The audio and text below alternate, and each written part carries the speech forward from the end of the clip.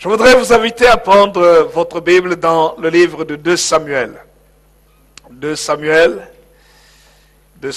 au chapitre 6. 2 Samuel chapitre 6, nous lisons la parole de Dieu. Alors, la semaine dernière, comme vous l'avez remarqué, je n'étais pas là. Mon épouse et moi, nous étions aux États-Unis. Et je voudrais, par la même occasion, vous annoncer que l'évêque Martin Moutibélé, il a reçu le titre de docteur honoris causa. Amen. De l'université de Beulah Head University, où il y avait une cérémonie dans New Birth, dans l'église du bishop Eddie Long, où, avec plusieurs autres candidats qui ont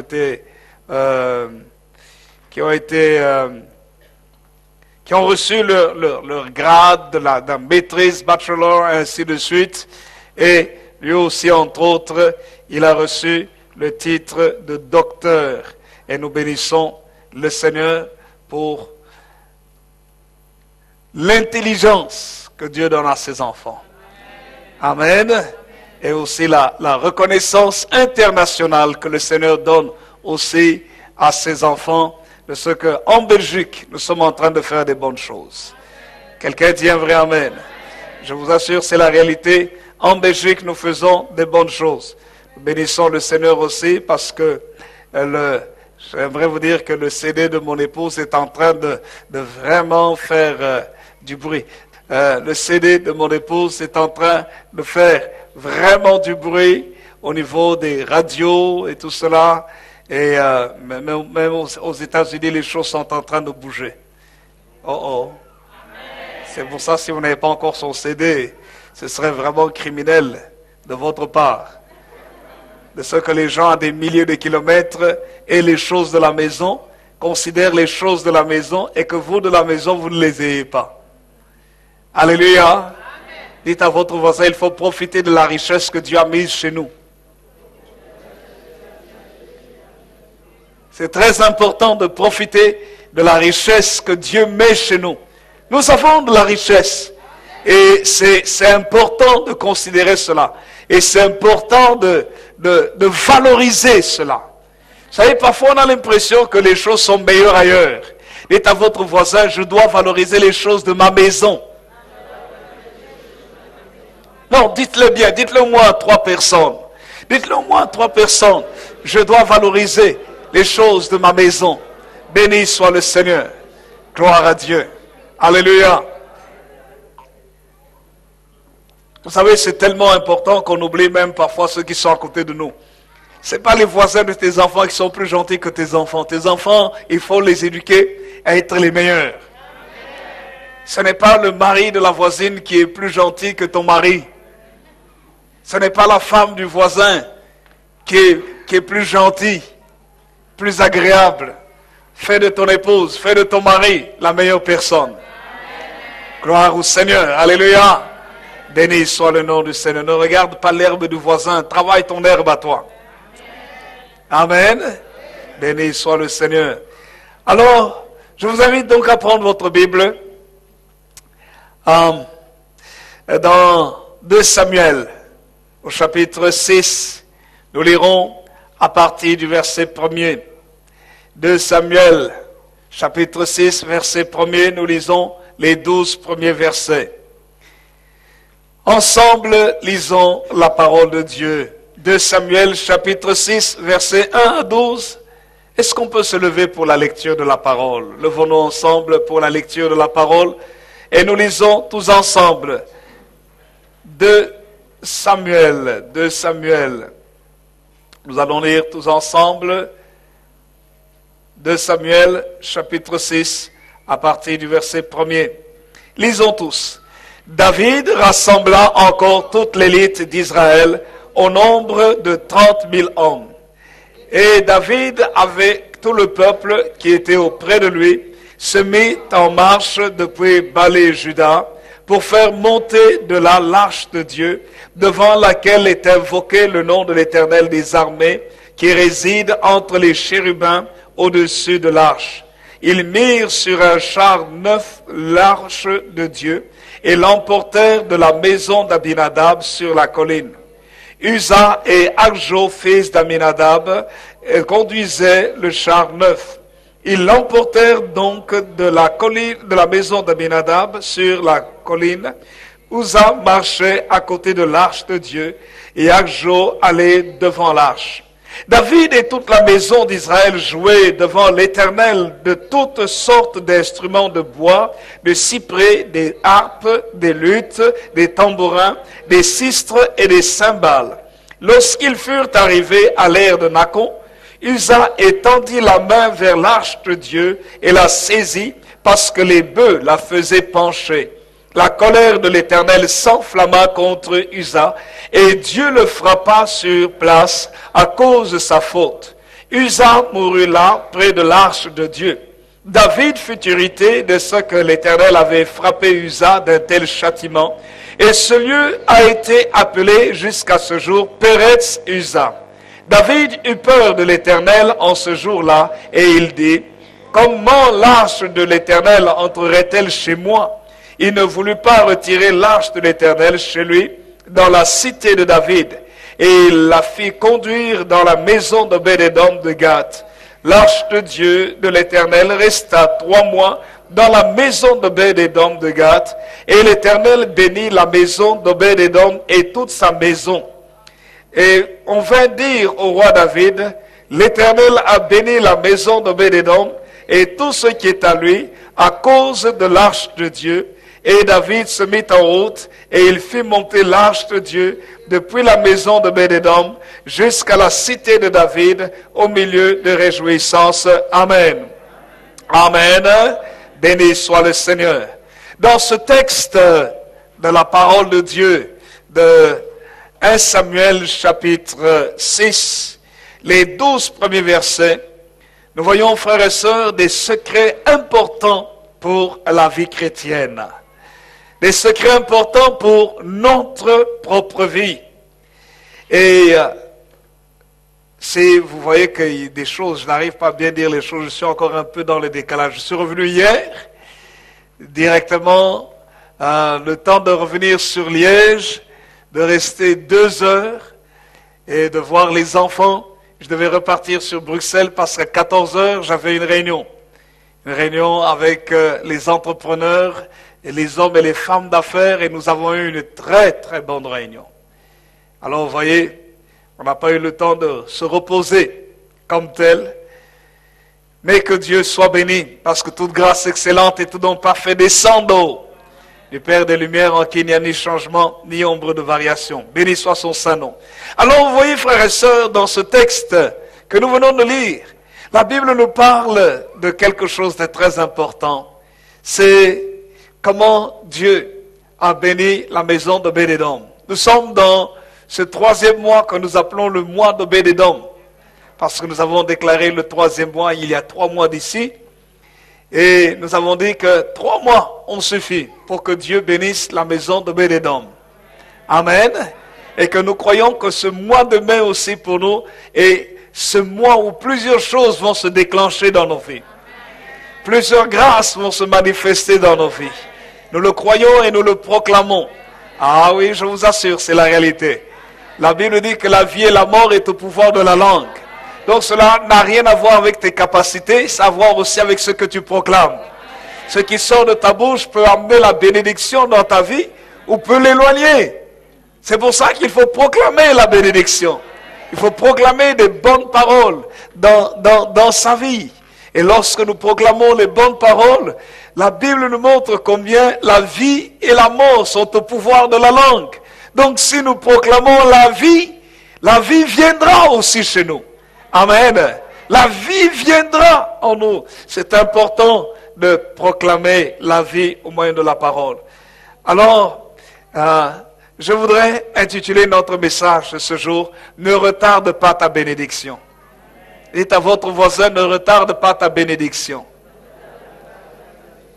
Et je voudrais vous montrer, c'est vrai que dans ce texte, nous allons beaucoup parler d'Obed-Édom, mais nous oublions souvent de parler. Nous voyons celui qui a reçu la bénédiction et qui, au bout de 3 mois, a reçu vraiment cette bénédiction dans sa vie. C'est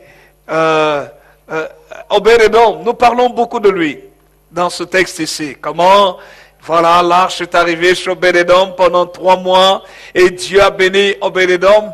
Mais nous ne voyons pas la personne la plus importante. Souvent nous oublions cette personne qui est David, le roi d'Israël.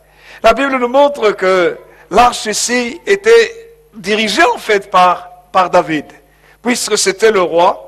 Et quand nous lisons le verset 1er, nous voyons qu'il a rassemblé l'élite d'Israël, 30 000 hommes. Et David, avec tout le peuple qui était avec lui, s'est mis en marche depuis Balé-Juda pour faire monter l'arche de l'Éternel. Donc, nous voyons comment David était le moteur même de cette arche de l'Éternel qui représente la présence même de Dieu. Et les Saintes Écritures nous montrent comment est-ce qu'ils ont mis l'arche sur un char neuf, croyant bien faire, et puis ils l'ont emporté de la maison d'Abinadab qui était sur la colline, et les bœufs conduisaient cette arche, et Uza et Agjo, les fils d'Abinadab, étaient là pour conduire le char neuf avec les bœufs. Et ils l'ont emporté de la maison d'Abinadab, et Uza marchait sur le côté, et les Saintes Écritures nous montrent comment il y avait de la joie. Il y avait vraiment de la joie. David et toute la maison d'Israël étaient en train de jouer des instruments de musique. David était un musicien. Toutes sortes d'instruments de musique. Le verset 5 nous parle des instruments de bois, de cyprès, des harpes, des luttes, des tambourins, des sistres, des cymbales. Donc il y avait du bruit, il y avait la mélodie, c'était tout un orchestre qui était là pour célébrer l'arche de l'Alliance, pour célébrer l'arche de l'Alliance qui allait dans la cité de David sous la direction du roi David. Mais les Saintes Écritures nous montrent qu'en cours de route, au milieu de toute cette célébration, au milieu de toute cette joie, il y a eu un incident. Il y a eu une tristesse atroce qui est arrivée. Parce que il y a eu une erreur. Du moins, de la part du côté de Dieu, cela a été considéré comme une grave erreur, une erreur mortelle. Pendant que l'arche avançait, la Bible nous dit que le char a tangué et que l'arche qui était sur le char, l'arche a commencé à pencher, et les Saintes Écritures nous disent que Uza a tendu sa main pour pouvoir empêcher l'arche de tomber, et il a touché, et il a étendu sa main, il a saisi parce que les bœufs la faisaient pencher. Et immédiatement, la colère de Dieu s'est enflammée, nous disent les Saintes Écritures, et Uza a été frappé sur place à cause de sa faute. La Bible dit que c'était une faute, selon le verset 7, parce que l'arche de Dieu ne pouvait pas être touchée par les hommes avec leurs mains. Et les Saintes Écritures nous montrent que Uza est mort là près de l'arche. Et vous pouvez vous imaginer, les gens sont en train de célébrer, de chanter. David avec les instruments loue le Seigneur parce que l'arche, le symbole de la présence de Dieu, est là avec eux. Et puis, au milieu de cette joie, le deuil arrive. Parce que quelqu'un a été frappé, pas de maladie, mais il a été frappé par la colère de Dieu, il est tombé, il est mort sur place. Et on peut dire que la joie s'arrête immédiatement. Parce que quelqu'un vient de mourir. On ne peut jamais se réjouir de la mort de quelqu'un. Et surtout si cette personne est considérée, si cette personne est importante, si cette personne, on la connaît. Et c'était le cas d'Uza, parce qu'il était à côté de l'arche, et en général, ce sont les gens les plus importants qui sont à côté des choses importantes. Ce sont eux qui sont les plus près. Et la parole de Dieu nous dit qu'à cause de cela, David a été irrité. Parce que l'Éternel avait frappé Uza. C'était Dieu qui avait frappé Uza de mort. Et ce lieu a été appelé Pérez Uza, c'est-à-dire la brèche d'Uza. Et David a eu peur. Non seulement il s'est irrité, il a eu peur. Il a dit non, non, comment est-ce que l'arche de l'Éternel va entrer chez moi? Non, non, elle n'entrera pas chez moi. Il a refusé de prendre l'arche de Dieu et de la conduire dans sa cité, dans la cité de David. Et l'arche a été conduite dans la maison d'Obed-Édom. Obed-Édom de Gath a reçu l'arche chez lui. Et vous pouvez vous imaginer aussi l'état d'esprit dans lequel Obed-Édom recevait l'arche chez lui. Certainement, il avait peur, parce que Dieu avait frappé Uza de mort. Il y avait plusieurs questions, mais il a obéi, il a bravé la peur, il a accepté l'arche de Dieu chez lui. Peut-être qu'il s'est dit quel privilège que l'arche vienne chez moi. Il a accepté l'arche chez lui. Et les Saintes Écritures nous disent que l'arche de l'Éternel est restée pendant 3 mois chez Obed-Édom. Et au bout de 3 mois, en fait, si elle est restée 3 mois, elle pouvait rester plus. Mais c'est parce qu'au bout de 3 mois, les gens sont venus dire à David que Dieu avait béni la maison d'Obed-Édom à cause de la présence de l'arche dans cette maison. La Bible dit qu'Obed-Édom lui-même, cet homme a été tellement béni. Toute sa maison, sa famille, sa femme, ses enfants, toute sa maison ont reçu la faveur de Dieu. Ils ont été bénis par Dieu. Et le roi a appris cela au bout de 3 mois.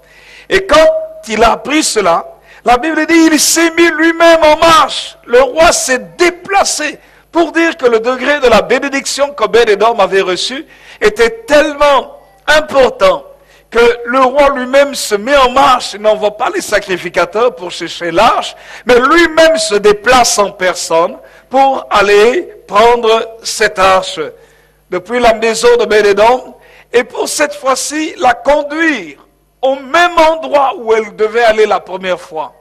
Vous voyez, David prend l'arche, il y a une faute qui se fait de la part des hommes, Dieu frappe. Uza meurt. Et après cela, comme Uza meurt, David met une pause au cheminement de l'arche vers sa cité, la cité de David. Et les Saintes Écritures nous montrent que cette arche qui devait monter à Jérusalem n'a pas pu. Elle n'est pas arrivée tout de suite parce que David était irrité, il était en colère. Et alors, pendant 3 mois, l'arche était chez quelqu'un d'autre, au lieu d'être dans la cité de David. Et ces 3 mois ont été pour David des mois qui ont été perdus. Parce que la bénédiction, au lieu de venir chez lui, les 3 mois durant lesquels la bénédiction devait venir, ces 3 mois ont profité à quelqu'un d'autre, c'était Obed-Édom. Pendant 3 mois, David a retardé sa bénédiction. 3 mois, il a retardé sa bénédiction. Et dès qu'il a compris les choses, il a changé d'attitude. Dites à votre voisin, change d'attitude. Alléluia. Il faut changer d'attitude. Parfois, on peut être la propre cause de son propre frein, du frein de la grâce de Dieu dans sa propre vie. Et dès qu'il a changé d'attitude, il s'est mis en route, nous dit le verset 12, pour faire monter l'arche de Dieu depuis la maison d'Obed-Édom jusque dans la cité de David, au milieu des réjouissances encore. Et même cette fois-ci, plus que ça. La Bible nous montre que David, au verset 13, on nous dit quand ceux qui portaient l'arche de l'Éternel eurent fait 6 pas, ont sacrifié un bœuf et un veau gras. Et même David ne faisait plus que jouer des instruments, mais il dansait de toutes ses forces devant l'arche de l'Éternel. Cette fois-ci, il a corrigé les fautes. Au lieu que ce soit les bœufs qui portent l'arche, la Bible nous montre que c'était cette fois-ci les sacrificateurs. Les sacrificateurs qui ont porté l'arche de l'alliance, parce que c'était les sacrificateurs qui devaient la porter. Il y avait des barres dans l'arche, ce coffre fait de bois d'acacia recouvert d'or pur. Il y avait des anneaux au niveau des 4 coins, et on y mettait des barres recouvertes d'or aussi, et on portait cette arche par les sacrificateurs. Et cette fois-ci, c'était les hommes qui portaient. Dieu ne veut pas que sa gloire repose sur des animaux. Il veut que sa gloire repose sur les hommes. Nous sommes l'image de Dieu. Nous ne sommes pas... Dieu ne veut pas que son image soit dans un singe. C'est pourquoi je ne crois pas que je descends du singe. Je suis la créature même de Dieu. Créée à l'image de Dieu, selon sa ressemblance. Alléluia. Béni soit le nom du Seigneur. Amen. Mais voyez, dans les jours à venir, aujourd'hui je voudrais parler juste d'un point qui a retardé la bénédiction de David. Un point en fait qui nous concerne tous, qui nous arrive tous à un degré, à un autre, qu'on soit plus jeune ou qu'on soit plus âgé. La Bible nous dit, dès que Dieu a touché Uza, regardez ce qu'il est écrit, verset 8. David fut irrité de ce que l'Éternel avait frappé Uza d'un tel châtiment, et ce lieu a été appelé jusqu'à ce jour Peretz Uza. David s'est irrité. La colère. Je parlerai aujourd'hui de la colère. Ne retarde pas ta bénédiction, tel est le thème de notre message. Mais il y a des choses qui peuvent retarder ta bénédiction. Et ce sont celles aussi qui ont retardé la bénédiction dans la vie de David. Et une des choses, justement, c'est l'irritation et la colère. Notez l'irritation et la colère. L'irritation. David a été irrité en lui-même. Et quelque part, cette irritation a bouillonné au-dedans de lui. C'était la colère. On peut se mettre en colère pour plusieurs raisons. On peut se mettre en colère parce que quelqu'un nous a mal regardé. On peut se mettre en colère parce que quelqu'un nous a mal répondu. On peut se mettre en colère parce que quelqu'un a fait un geste qui ne nous a pas plu, a fait une mimique avec son visage, une expression avec son visage qui ne nous a pas plu. On peut se mettre en colère parce que quelqu'un ne nous répond pas. On peut se mettre en colère parce que quelqu'un ne fait pas attention à nous. On peut se mettre en colère parce que quelqu'un vous pousse, ne vous dit pas ce que vous voulez qu'on vous dise. On peut se mettre en colère pour plusieurs choses. On peut se mettre en colère parce que quelqu'un a mis une chose à la place où il ne fallait pas la mettre, ou à la place où vous n'aurez pas souhaité qu'elle soit mise. On peut se mettre en colère parce que quelqu'un a fait une erreur. On peut se mettre en colère parfois même quand quelqu'un a fait une bonne chose. On peut se mettre en colère pour tout. Mais est-ce que la colère, c'est une bonne chose? La Bible nous dit ici que David s'est mis en colère. Pas parce que les hommes avaient fait quelque chose, mais parce que Dieu avait fait quelque chose. On peut se mettre en colère quand même Dieu fait quelque chose. Dieu a frappé Uza. Qu'est-ce que les hommes faisaient? Les hommes étaient dans la joie. Les hommes dansaient, on portait l'arche de l'Éternel.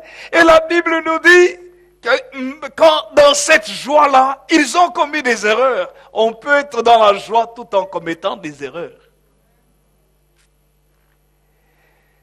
Et Uza a commis une grosse erreur.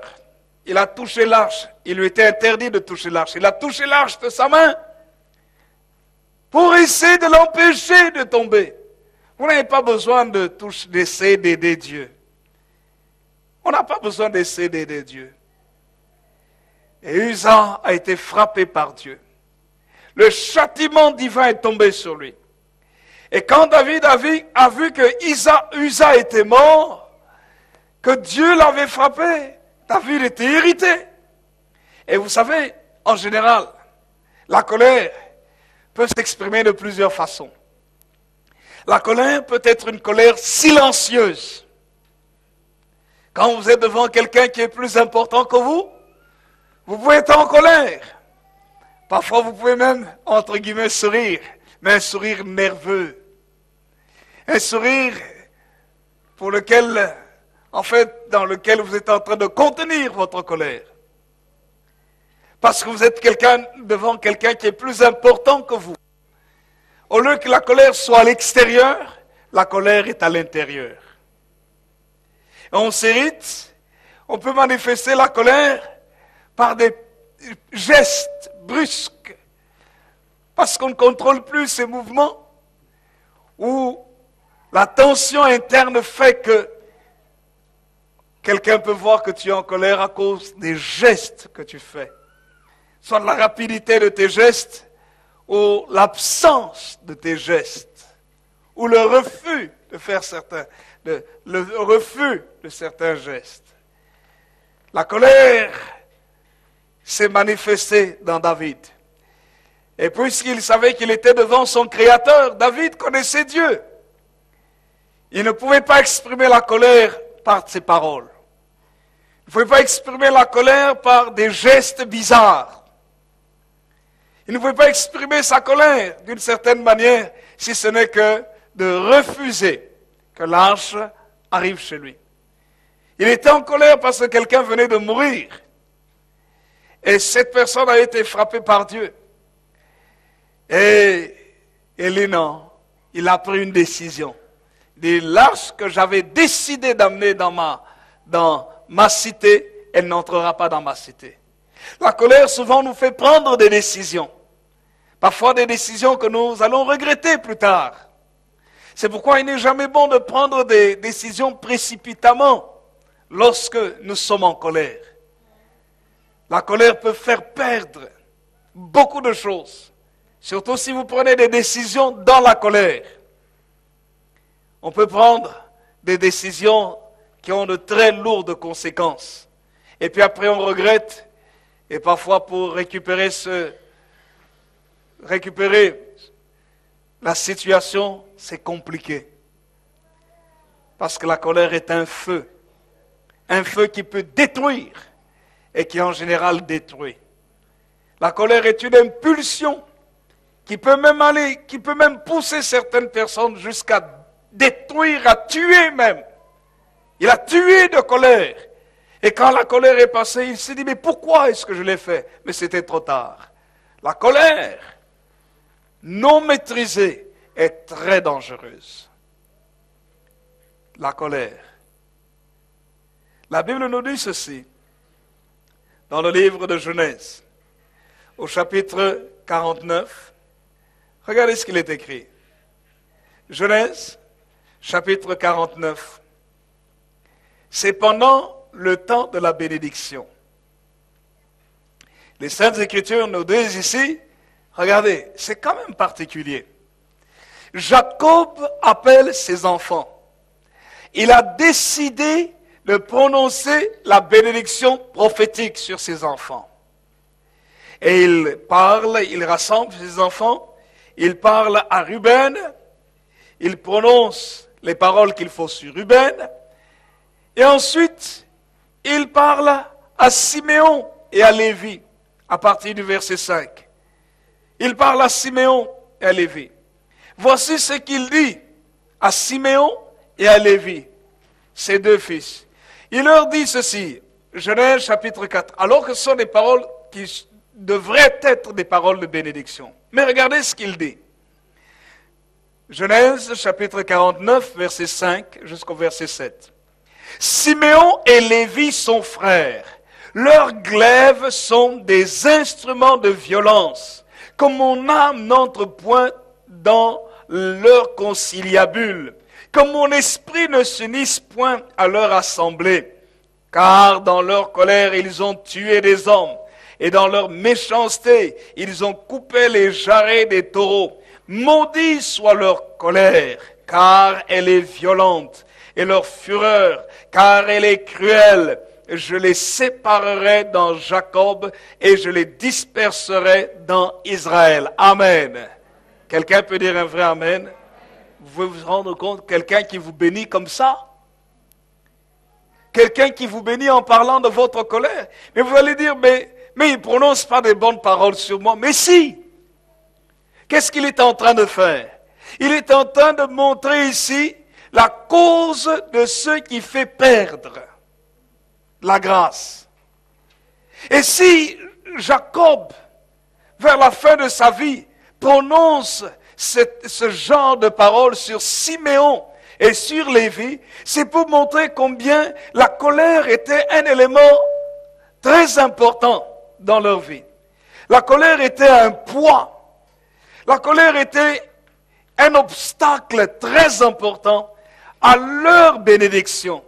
Et c'est pour ça que le Père devait souligner cela. Et vous savez, quand Jacob parle de la colère, ici de Siméon et de Lévi, on voit que c'est une colère qui s'exprime physiquement. Une colère même meurtrière. Une colère qui fait couler le sang. Il y a des gens, quand ils sont en colère, ils veulent que le sang de quelqu'un d'autre coule. C'est une colère sanguinaire. Et c'est ce que Siméon et Lévi avaient. Regardez, la Bible dit, leurs glaives sont des instruments de violence. Il y a des gens, quand ils sont en colère, ils doivent frapper. Ils doivent faire mal à quelqu'un d'autre. Ils doivent faire mal jusqu'à ce que le sang coule. Quand le sang coule, c'est comme si ça apaise leur colère. Siméon avait et Lévi avaient leurs épées. Et la Bible dit, c'était des instruments de violence. Il y a des gens, quand ils sont en colère, ils doivent se bagarrer, hommes comme femmes. Ils veulent se tenir, se battre. La colère est une mauvaise chose. C'est pour ça que Jacob dit que mon âme n'entre point dans leur conciliabule et que mon esprit ne s'unisse pas à leur assemblée. Il y a quelque chose de fort que Jacob est en train de prophétiser ici. Il dit que mon âme n'entre pas dans leur conciliabule. Comment est-ce que la colère peut être excitée? Lorsque nous commençons à parler, on discute, les conciliabules. On est en train de parler. Et les sentiments s'échauffent.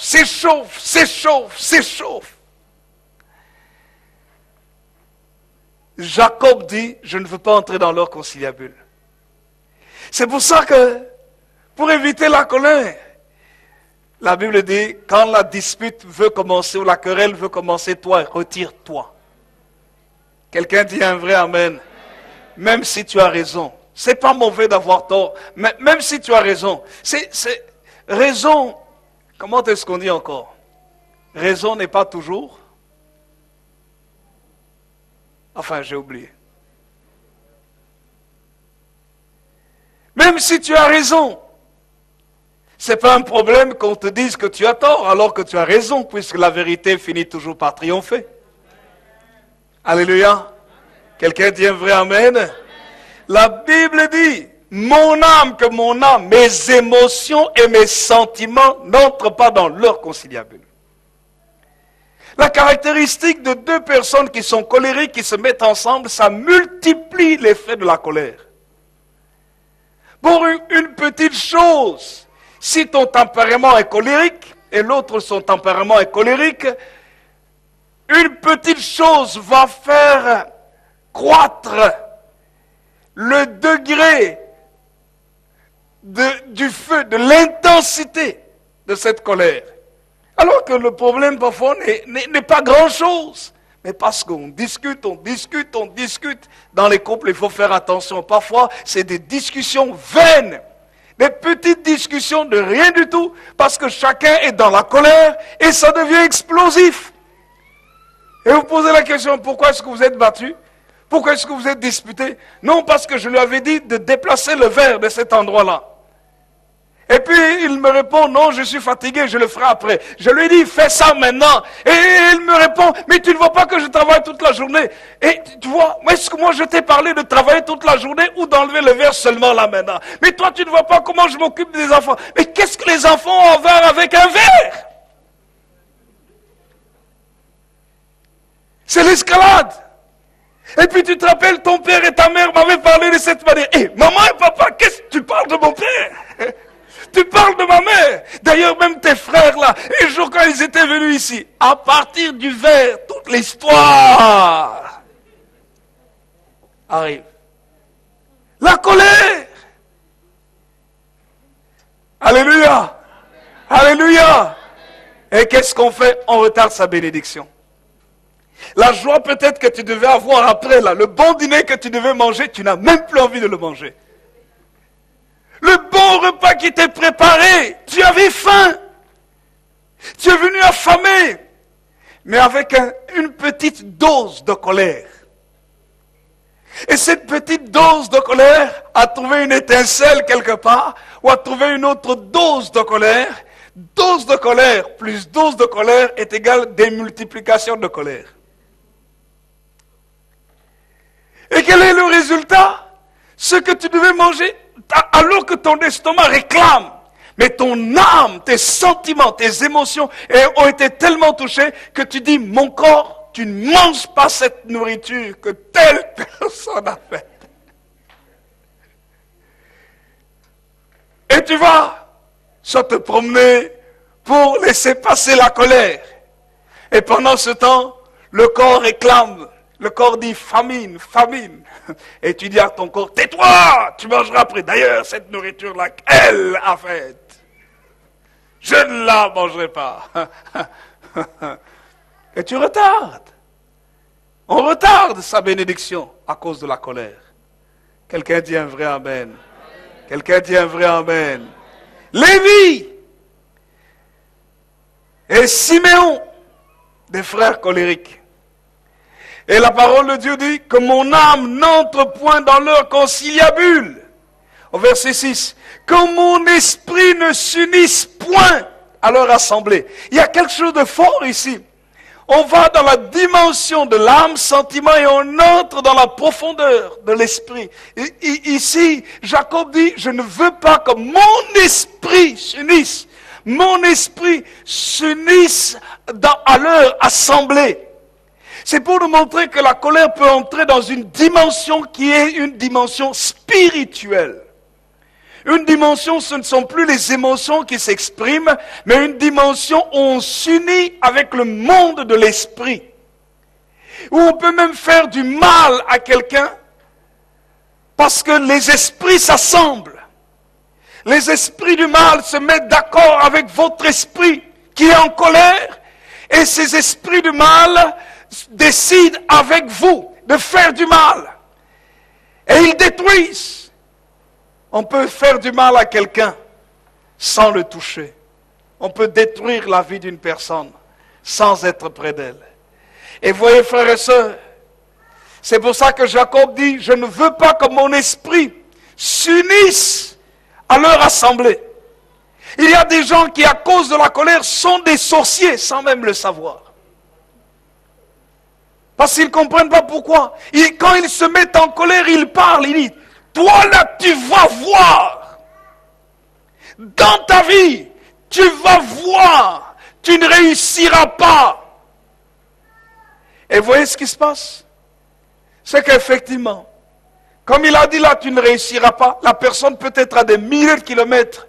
Les choses sont toujours difficiles pour la personne. Parce que dans le monde spirituel, il y a eu un rassemblement. Les puissances du mal et l'esprit de la personne se sont mises d'accord. Les puissances du mal et l'esprit de la personne se sont mis d'accord pour bloquer la vie de la personne. Voilà pourquoi l'Église doit toujours prier. Et quand quelqu'un se met vraiment en colère et exprime toute sa rage, sa haine contre toi, exprime toute cette colère, il est important que tu pries. Que le sang de Jésus te recouvre pour briser le pouvoir de la colère, de la malédiction. Vous savez, c'est pour ça que la Bible demande que nous soyons toujours en paix. La Bible veut que nous soyons en paix les uns vis-à-vis des autres. Si ton frère est même irrité contre toi, la Bible dit, même si toi tu as raison, va faire tout pour te réconcilier avec lui. Pour quelle raison? Parce que le Seigneur ne veut pas, ça c'est moi, ça n'engage que moi. Le Seigneur ne veut pas qu'à cause de certaines choses, les gens, ou que quand quelqu'un se maintient dans la colère, qu'il entre en communion avec Satan le diable, avec les esprits du mal. Vous savez que quand quelqu'un garde la colère en lui, il peut même aller chercher des forces mystiques. Il y a des gens qui ont fait des fétiches pour tuer les autres. Donc ça veut dire que des gens peuvent même devenir des sorciers à cause de la colère. Parce qu'ils disent, tu m'as fait mal, tu vas voir, je vais te faire payer. Je n'ai pas les moyens avec mes mains, mais je vais te faire payer. Il te dit ça. Il dit qu'il va chercher toutes sortes de moyens. pour t'éliminer ou pour te faire du tort. Certains sont des sorciers à cause de la colère. La nuit, ils rêvent du mal de l'autre. Ils souhaitent du mal de l'autre. Ne souhaite jamais le mal de quelqu'un. Si c'est un enfant de Dieu, si tu lui souhaites du mal, sache très bien que le mal là va revenir sur toi. La Bible dit, le méchant creuse une fosse, il y tombe lui-même. Il faut faire très attention de ne pas être en colère contre un enfant de Dieu. Parce que la Bible dit, ne touchez pas à mes oins. Surtout si cette personne, cette femme, cet enfant, ce jeune homme, cet homme est rempli de l'Esprit de Dieu, il faut faire attention. Vous savez, la Bible dit, dans leur colère, ils ont tué des hommes. Et dans leur méchanceté, ils ont coupé les jarrets des taureaux. C'est toujours Genèse chapitre 49, verset 7. Maudite soit leur colère, car elle est violente. Et leur fureur, car elle est cruelle. Regardez maintenant. Il dit, je les séparerai dans Jacob, et je les disperserai dans Israël. Il y a des gens, pour qu'ils ne soient plus aussi colériques que ça, qu'il faut séparer. Siméon et Lévi devaient être dispersés dans Israël pour diminuer l'effet de leur esprit colérique. C'est pour dire que quand tu as un tempérament colérique, ne t'associe pas avec quelqu'un de colérique. Si vous savez que votre caractère, vous, madame, vous êtes une colérique, n'allez pas chercher un mari colérique. Sinon, même si vous vous aimez, tant qu'il n'y a pas un changement en vous, tôt ou tard, vous finirez par vous séparer. Ou si vous vous entendez, colérique plus colérique, ça crée des cruautés. Vous risquez de vraiment faire du mal aux autres quand vous êtes en colère. Vaut mieux rechercher quelqu'un qui a un tempérament beaucoup plus doux, plus calme, plus paisible, qui peut vous rendre sage, qui peut vous aider. Et parfois, quand on a des amis qui sont colériques, que soi-même on est colérique, et qu'on réalise que quand on est ensemble, on crée des dégâts, vaut mieux se séparer. Donc c'était une bénédiction de pouvoir les disperser dans Juda. Parce que quand les deux, Siméon et Lévi, étaient rassemblés, leur colère était multipliée. Et la bénédiction pour eux, c'est de ne pas être ensemble, mais toujours rester dans Israël, mais dispersés, pour au moins pouvoir recevoir la bénédiction. Alors vous voyez, frères et sœurs, il faut faire attention à la colère. La colère ne s'exprime pas toujours ouvertement. Il y a des gens qui sont en colère, ils sont là, ils ne disent rien. Et puis on lui dit, mais tu es en colère? Il dit, non, je ne suis pas en colère. Toute la colère est à l'intérieur. Parfois, comme quelqu'un a dit, les eaux dormantes sont les plus dangereuses. Il est calme, lui il ne dit jamais rien, elle ne dit jamais rien. Mais elle contient la colère. Le jour où ça explose, tout le monde est étonné. Telle personne a fait ça. Oui, telle. Non, pas elle. Mais si, parce que la colère a été toujours contenue à l'intérieur. Et il y a d'autres personnes qui sont explosifs. Quand ils se mettent en colère, ils cassent tout. Quand ils se mettent en colère, ne soyez pas sur leur chemin. Quand ils sont en colère, ils s'expriment n'importe comment. Quand ils sont en colère, ils ne se maîtrisent plus. La colère fait perdre beaucoup. Tu peux détruire ton mariage à cause de la colère. Tu peux détruire l'amitié à cause de la colère. Tu peux perdre ton travail à cause de la colère. Tu peux perdre les choses que tu as bâties de tes propres mains à cause de la colère. Tu peux détruire tes propres enfants à cause de la colère. Tu peux détruire ton propre mari, le perdre à cause de la colère. Tu peux perdre ta propre femme à cause de la colère. Tu peux perdre à cause de la colère. Tu peux perdre ton ministère à cause de la colère. Tu peux perdre ta position vis-à-vis de quelqu'un à cause de ta colère. Tu peux perdre ta valeur à cause de la colère. David a retardé pendant 3 mois la bénédiction qui devait aller chez lui.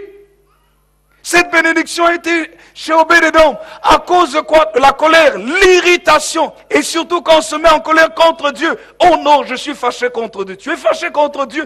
Dieu qui veut te bénir maintenant. Aujourd'hui là, tu es fâché contre Dieu. Alors je ne vais pas à l'église. C'est pas grave. La bénédiction que tu devais recevoir va chez quelqu'un d'autre. Obed-Edom a reçu la bénédiction. Avant cela, on ne parlait pas d'Obed-Edom. On ne parlait pas d'Obed-Edom. Il pouvait aussi dire, comme tout le monde, non. Nous aussi, comment l'un de nous a été touché? Non, je suis en colère. Ne t'associe pas à la colère de quelqu'un. Quelqu'un dit un vrai amen. Dites à votre voisin, ne t'associe pas à la colère de quelqu'un. Alléluia. Oh non, dans cette église ici, dans cette église. Et puis toi aussi, tu dis, ouais, d'ailleurs, non, rien du tout. Tu dis, hé mon frère, calme-toi. Ma soeur, calme-toi. Si tu veux rester dans ton problème, écoute, je vais un peu mettre de l'eau pour que ça se calme. Je ne vais pas rajouter de l'huile. Ne me fais pas participer à ta colère là, parce que je n'ai pas envie de perdre ma bénédiction. D'ailleurs, la sœur là, elle avait dit. Et toi aussi, tu dis, quoi? Elle avait dit ça? Non, arrête. Quelqu'un dit un vrai amen. Arrête. Parce que quand vous vous associez, vous retardez. Quelqu'un d'autre est en train de retarder sa bénédiction. Et toi, quand tu entres là, tu retardes la tienne aussi. Heureusement qu'Obed-Edom n'a pas agi comme David à ce moment-là. Parce qu'il aurait pu dire aussi, ah non. Comment? Lâche-toi entrer chez moi. Dieu vient de faire ça. Ah non, je refuse. Mais, non, il ne l'a pas fait. Il dit non, ça c'est le roi. Hein. Mais devant Dieu, j'accepte. Si Dieu doit me frapper, qu'il me frappe. Mais c'est lui qui est le maître de tout. J'accepte. Alléluia. Quelqu'un dit un vrai amen. Voici ce qu'il est écrit. Donc vous voyez, l'association dans la colère est une mauvaise chose. Job chapitre 5. Job chapitre 5.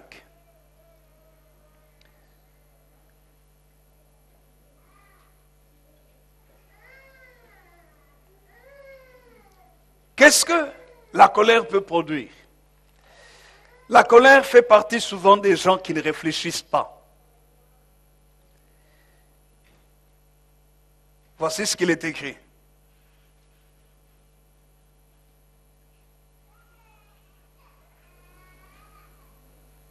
C'est très mauvais de faire partie de ceux qui ne réfléchissent pas.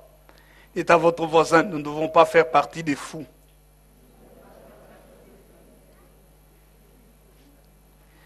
Job chapitre 5, nous lisons à partir du verset 1er. Crie maintenant, qui te répondra? Auquel dessein t'adresseras-tu? Regardez ce qu'il est écrit, verset 2. L'insensé périt dans sa colère. Le fou meurt dans ses emportements. J'ai vu l'insensé prendre racine, puis soudain j'ai maudit sa demeure. Plus de prospérité pour ses fils. Ils sont foulés à la porte et personne qui les délivre. Sa moisson est dévorée par des affamés qui viennent l'enlever jusque dans les épines et ses biens sont engloutis par des hommes altérés. Le malheur ne sort pas de la poussière et la souffrance ne germe pas du sol. L'homme naît pour souffrir comme l'étincelle pour voler. Nous arrêtons là. Vous voyez, qu'est-ce qu'il est écrit? L'insensé périt dans sa colère. Et à cause de la colère, vous allez voir que dans ses emportements, il va mourir. Il ne va pas profiter de la vie. Un homme colérique, une femme colérique ne profite pas des choses. Je vous ai dit tout à l'heure, vous êtes dans un bon dîner. Il y a tout ce qu'il faut dans votre maison. Il y a les fauteuils pour s'asseoir, il y a la table, il y a la télévision, tout ce que vous voulez, il y a la nourriture, il y a à boire. Quand vous vous mettez en colère dans votre maison, s'il pleut dehors, vous pouvez même sortir et commencer à marcher sous la pluie. Vous mouillez. Il fait froid à l'extérieur. Oui, et dans la maison, alors que vous avez une belle maison, il fait froid à l'extérieur. Mais puisque vous êtes en colère, vous sortez de la maison, vous prenez votre manteau, vous allez vous asseoir à un abri de bus peut-être et vous grelottez sous le froid. Parce que vous êtes en colère. Donc vous êtes en train de perdre. Un bon dîner est là. Vous n'arrivez même pas à manger cette nourriture. Vous partez même dormir affamé à cause de la colère. Vous voyez pourquoi Dieu ne veut pas que la colère soit dans nos maisons? Parce que la colère fait perdre. Quelqu'un peut dire un vrai amen. Quelqu'un peut dire un vrai amen. Dans les couples, c'est la même chose. Tu es en colère parce que ton mari t'a dit X. Et toi, tu voulais qu'on te dise Y. Et tu as insisté pour qu'il te dise X. Et il t'a pas dit... non. Et tu as insisté pour qu'il te dise Y. Il te dit A. Et puis il te dit B. C, D, E, F, G, H, I, J, K, L, M, N, O, P. U, V, W. Mais toi, tu cherchais seulement le X. Et il ne le dit pas. Et tu te mets en colère. Et cette colère-là, tu ne la manifestes pas. Et la nuit, il vient, ne fût-ce que te toucher un peu les cheveux, et dit, ah, laisse-moi. Oh, la colère. Et c'est l'hiver.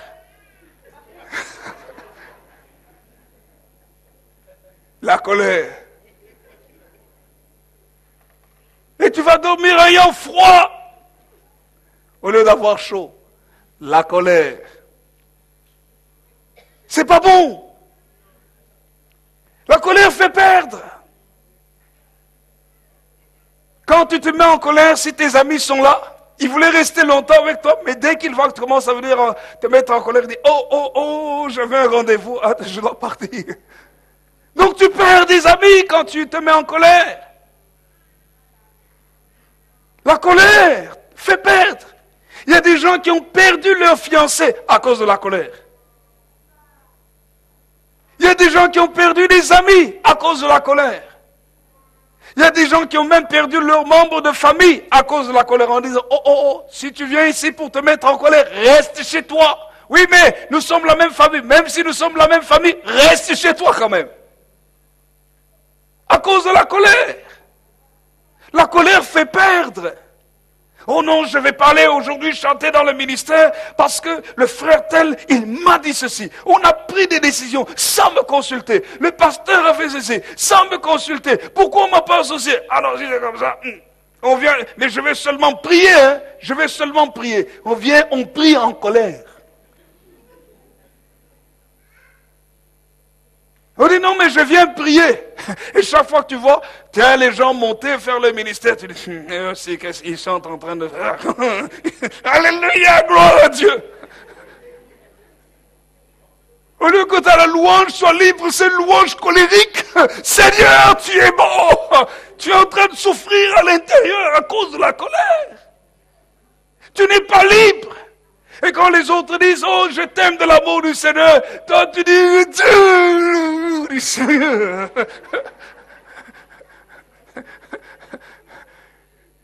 Quel je t'aime, tu as envie de l'étrangler. Je t'aime quand même, parce que tu me le dis, alors je t'aime. Colère, c'est pas une bonne chose. Ça nous empêche d'être libres. Bonjour ma soeur, libre de vivre l'amour. Libre de donner l'amour, ça nous empêche. C'est pourquoi David a perdu la joie qu'il pouvait avoir tout de suite. L'amour qu'il pouvait avoir tout de suite. Même les offrandes qu'il pouvait donner tout de suite. C'est quand il a appris que Dieu a béni, qu'il s'est dit, mais non, je dois commencer à faire quelque chose. Je dois bénir le Seigneur. Je dois me réjouir parce que Dieu est toujours bon. Quand il fait quelque chose, il a raison, il sait pourquoi il le fait. Frères et sœurs, l'insensé périt dans sa colère.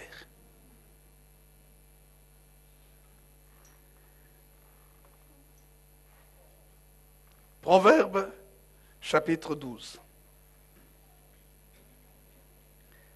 Ah, j'ai beaucoup de choses à dire là-dessus. Mais il faudra que je m'arrête bientôt. Proverbe chapitre 12, verset 16. Regardez ce qu'il est écrit. Il ne faut pas être un fou. Dites à votre voisin, je ne dois pas être fou ou folle. Alléluia. Regardez ce qu'il est écrit. L'insensé laisse voir à l'instant sa colère. Mais celui qui cache un outrage est un homme prudent ou sage. Ça veut dire quoi? Il ne faut pas que dès que quelqu'un t'a fait mal, tu vois, hein, tu m'as fait mal. Hein? Non, calme-toi. Quelqu'un dit un vrai amen. Oh non, je veux être moi-même, je veux être libre, je veux être vrai. Mais vrai ne veut pas dire constructif nécessairement. Il faut être vrai dans la sagesse. Si tu es vrai, oui, non, c'est ma nature, je te montre, comme ça tu vas bien me connaître. Mais je n'ai pas envie de te connaître que tu es en train de casser toute la maison. Je préfère te prendre et t'amener dans un chantier quelque part, défoule-toi, casse les pierres, fais tout ce que tu veux, mais casse pas ma maison. Non, non, je veux être vrai, rien du tout. L'insensé laisse voir à l'instant sa colère. Mais celui qui cache un outrage, ça veut dire tu m'as fait mal, c'est pas grave. Je ne veux pas te montrer que tu m'as fait mal. Je vais me maîtriser. C'est un homme sage. C'est un homme, une femme prudente. Alléluia. Quelqu'un dit un vrai amen. Proverbe chapitre 14, verset 17.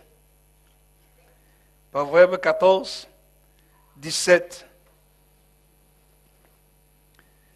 Celui qui est prompt à la colère fait des sottises, et l'homme plein de malice s'attire la haine. Vous voyez que quand on se met vite en colère, on fait n'importe quoi. On fait des sottises. On fait des choses que l'on va regretter après. Proverbe chapitre 14, toujours, le verset 29. Dites à votre voisin, il faut être lent à la colère. Dites-lui, c'est de l'intelligence. Amen. Regardez ce qu'il est écrit. Proverbe chapitre 14, verset 29. Celui qui est lent à la colère a une grande intelligence. Amen. Quelqu'un dit un vrai amen. Je relis encore. Celui qui est lent à la colère a une grande intelligence. Il faut souligner ça dans vos Bibles. Hein? Proverbe chapitre 14, verset 29. Proverbe 14, verset 29. Celui qui est lent à la colère a une grande intelligence. Mais celui qui est prompt à s'emporter proclame sa folie. Donc si quelqu'un se fâche très vite, il proclame sa folie. C'est ça que la Bible dit. Alors il faut être lent à la colère. Quelqu'un dit un vrai amen. Quelqu'un dit un vrai amen. Il faut être lent à la colère. Je parle maintenant aux parents africains. Les parents africains se mettent souvent facilement en colère contre leurs enfants. Hey, les enfants, si votre papa est là, soyez calmes. Parce que s'il entend ou elle entend votre amen là, en rentrant à la maison petit, tu as dit amen à l'église, nous ne sommes pas à l'église ici.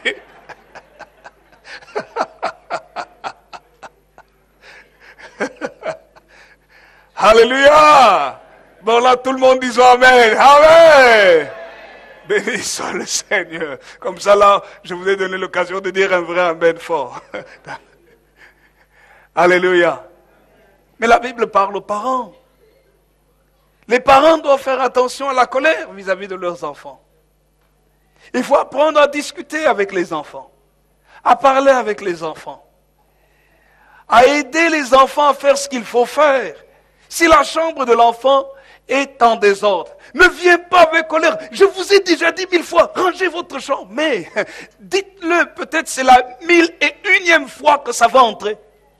Alors refaites-le encore, redites-le. Jusqu'à ce que le principe rentre. Et puis qu'on n'ait plus besoin de le dire.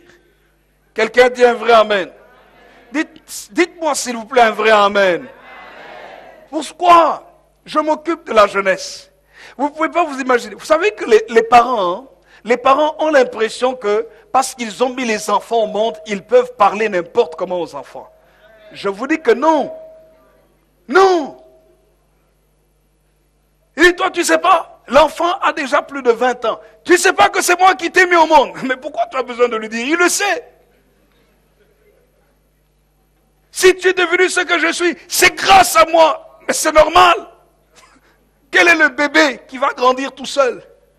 Qui va se nourrir tout seul? Qui va se protéger tout seul? Merci papa, merci maman. C'est ça que les jeunes doivent dire. Merci papa, merci maman. Si on vous dit, tu ne sais pas que si tu as cette santé, cette force ici, c'est grâce à moi. Ne gonfle pas le dos. Non. Tu dis oui papa, oui maman, merci maman. C'est vraiment grâce à toi. Déjà quand tu dis des choses comme ça là, ça va calmer la colère. Il faut savoir comment calmer la colère. Quelqu'un dit amen. Mais aussi les parents doivent faire attention à la colère. Doivent faire attention. Parce que la colère de Noé a amené la malédiction sur Cham. Il a prononcé des paroles. Que Canaan soit l'esclave de ses frères. Et l'esclavage est arrivé effectivement. Parce que quand on se met en colère, il y a des paroles qu'on peut prononcer qui bloquent la vie des enfants. C'est pour ça que nous lisons Éphésiens, au chapitre 6. Quand un enfant revient avec de mauvais points, faites attention, maîtrisez-vous. Soyez plutôt de ceux qui encouragent en disant, mon enfant, tu n'as pas bien travaillé, mais je crois que la prochaine fois, tu feras mieux. Ou bien s'il faut prendre les mesures nécessaires pour l'aider, faites-le. Mais ne lui dites pas, toi, tu es comme le cancrelat qui est en train de passer ici. J'ai envie de t'écraser. Oh! Mais il y a des parents qui parlent comme ça à leur enfant. Et ne soyez pas étonnés que cet enfant-là soit frustré ou même devienne un hypocrite. Que dans la maison, il est tout doux parce qu'il est coincé, il a peur qu'on le gronde. Et à l'extérieur, c'est un vrai bandit, une vraie bandite. Est-ce qu'on dit bandite? Mais si on ne dit pas, je l'inscris à l'Académie française. Un bandit, et on s'étonne, oh non, votre fille là, votre enfant fait n'importe quoi. On dit, non, c'est pas mon enfant, chez moi, il est doux. Mais regardez comment il est doux. Il est doux parce que tous les jours, il reçoit la chicotte de la colère. Il n'est pas doux. Il subit. Dans la famille, il ne faut pas faire subir les choses. Le but de la famille, c'est de vivre dans la paix. Et voyez, frères et sœurs, c'est pour ça que la Bible dit, Éphésiens chapitre 6, verset 4, « Et vous, pères, n'irritez pas vos enfants, mais élevez-les en les corrigeant et en les instruisant selon le Seigneur. » Alléluia. Quelqu'un peut dire un vrai amen. Il ne faut pas les amener à s'irriter, ne soyons pas irrités. Mais cherchons la grâce et la bénédiction. Valorisons. Ne laissons pas les autres prendre ce qui est à nous. Alléluia. Je termine par ce dernier passage. J'ai encore beaucoup de choses à dire là-dessus. Il y a beaucoup de textes dans la parole de Dieu qui nous parlent de ça. Voici ce que le Seigneur Jésus dit, et nous allons nous arrêter ici. Évangile de Matthieu, au chapitre 5, le verset 22. Matthieu, chapitre 5, verset 22. Il faut commencer à partir du verset 21.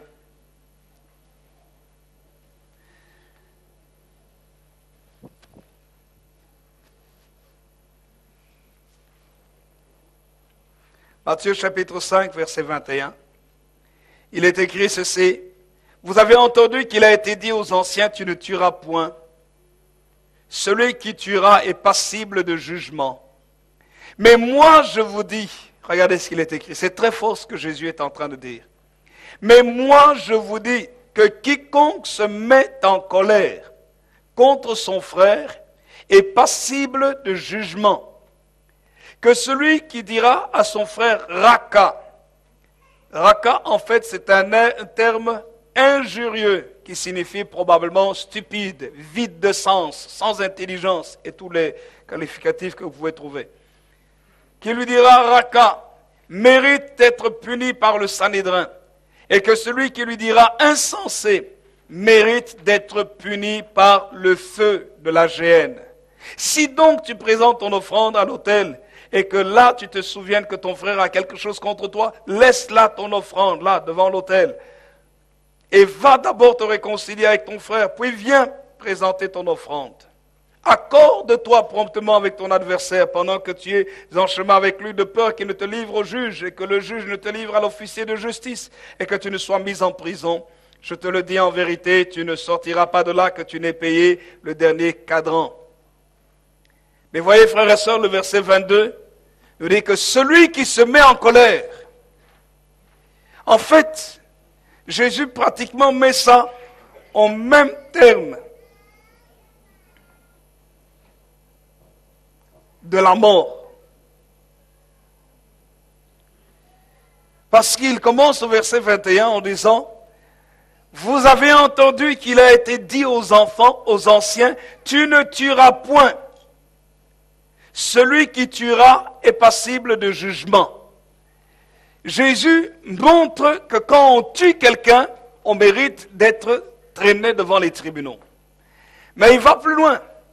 Il dit même celui qui se met en colère contre son frère mérite d'être amené devant les tribunaux. Il dit au verset 22, mais moi je vous dis que quiconque se met en colère contre son frère est passible de jugement. Il peut être mis en jugement, en examen, parce qu'il s'est mis en colère. Et quand il se met en colère ici, c'est vraiment se mettre en colère pour détruire, pour faire du mal aux autres. C'est cette colère qui pousse vraiment à faire du mal. Et le Seigneur dit, celui qui manifeste cette colère est passible du jugement. On peut l'amener devant les tribunaux. Voyez, frères et sœurs, pourquoi la colère n'est pas une bonne chose. C'est pour ça que la Bible dit, d'autant que cela dépend de vous, soyez en paix les uns avec les autres. Le Seigneur veut que nous vivions dans la paix. Parce que la paix, c'est ça l'environnement qui va attirer la faveur et la grâce de Dieu. Qui va nous permettre de profiter de toutes les bénédictions spirituelles, physiques, émotionnelles et tout ce que l'on veut. Alléluia. Que le Seigneur nous aide à éloigner de nous la colère. Le monde est un monde qui grandit de plus en plus dans la colère. Manifestation, nous sommes en colère. Pauvres personnes qui ont placé leur voiture, les innocents, on manifeste contre le gouvernement, mais on casse votre voiture. Que le gouvernement ne va pas rembourser. Et que parfois les assurances pour vous rembourser, ça traîne. Mais parce qu'il était en colère. On manifeste parce que telle entreprise a fermé, mais on casse vos vitres de la maison en jetant des pierres. C'est l'expression de la colère. C'est pour ça que nous avons besoin de comprendre que Dieu veut que nous soyons dans la paix. Que toute la colère de Dieu à cause du mal des hommes est tombée sur Jésus-Christ pour que nous recevions la paix de Dieu. Frères et sœurs, ne retarde pas ta bénédiction à cause de la colère. Dites à votre voisin, je ne veux pas retarder ma bénédiction à cause de la colère. Que le Seigneur bénisse sa parole et qu'il nous bénisse tous.